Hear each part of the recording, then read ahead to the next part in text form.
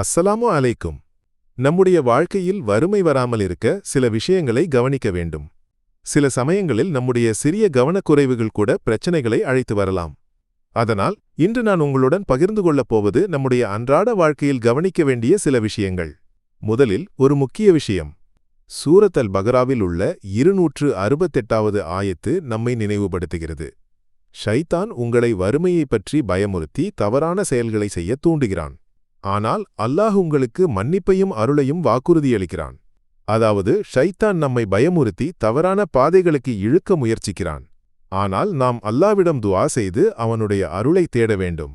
தவறான வழிகளில் செல்லாமல் அல்லாவின் பாதையில் முன்னேற வேண்டும். இப்போது நம்முடைய வாழ்க்கையில் வறுமையை ஏற்படுத்தும் சில விஷயங்கள் என்னவென்று பார்ப்போம். 1. கஞ்சத்தனம் செய்வது. கையில் பணம் இருந்தும் தேவைப்படுபவர்களுக்கு உதவாமல் இருப்பது சரியல்ல. நல்ல காரியங்களுக்கு செலவு செய்தால் அல்லாஹ் நமக்கு மேலும் கொடுப்பான். பணத்தை பதுக்கி வைப்பது மட்டும் போதாது, அதை பயன்படுத்த வேண்டும். 2. தேவையான நேரத்தில் செலவு செய்யாமல் இருப்பது. அவசியமான காரியங்களுக்கு பணம் செலவு செய்ய தயங்குவதும் வறுமைக்கு காரணமாகலாம். அவசியமான தேவைகளுக்கு முன்னுரிமை கொடுக்க வேண்டும். 3. தேவையில்லாமல் சந்தையில் அலைவது. எந்த தேவையும் இல்லாமல் காலையில் சந்தைக்கு போய் மாலை வரை அங்கேயே உலாவுவதை தவிர்க்க வேண்டும். இது நம்முடைய நேரத்தையும் ஆற்றலையும் வீணாக்கும். 4. இரவில் வீட்டை பெருக்குவது. குறிப்பாக பெண்கள் கவனிக்க வேண்டும். இரவு நேரத்தில் மப்பிரிபுக்கும் இஷாவுக்கும் இடையில் வீட்டை பெருக்குவது வறுமையை அழைக்கலாம். வீட்டை சுத்தம் செய்யும் வேலையை பகல் நேரத்தில் முடிக்க முயற்சிக்கவும். 5. பெருக்கிய குப்பையை வீட்டில் குவித்து வைப்பது. வீட்டை பெருக்கிய பிறகு குப்பையை உடனே அகற்ற வேண்டும். பின்னர் எடுத்து வீசலாம் என்று குவித்து வைப்பதை தவிர்க்கவும். 6. ஜனாபத் நிலையில் உணவு உண்ணுவது. ஜனாபத் அசுத்த நிலையில் இருக்கும்போது குளிக்காமல் உணவு உண்பதை தவிர்க்கவும். சுத்தமான பிறகே உணவு உண்ண வேண்டும். 7. பெற்றோரை அவமரியாதையாக பெயர் சொல்லி அழைப்பது. பெற்றோரை அவர்களுக்கு விருப்பமில்லாத வகையில் பெயர் சொல்லி அழைப்பது தவறு. அவர்களுக்கு சம்மதமாக இருந்தால் மட்டுமே அன்பாக அழைக்கலாம்.